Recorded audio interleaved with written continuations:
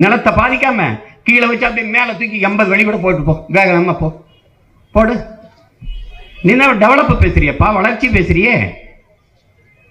வளர்ச்சி என்று இவர்கள் எதை கற்பிக்கிறார்கள் என் அன்பிற்குரிய சொந்தங்களே?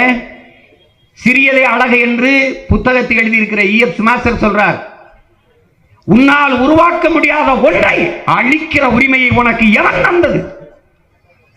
மணலை நீ உருவாக்க முடியுமா? ஏன் அழித்தாய்? ஏன் அழித்தாய்? மலையை நீ உருவாக்குவியா? இயற்கையின் பெருங்கொடை, அதை ஏன் எம்சாண்ட் நொறுக்குகிறாய்? கற்குவாரி நொறுக்கி என்ன பண்ற? ரோடு போடுற, மண்ணை வச்சு மாடி கட்டுற. எப்படி வாழ்வ?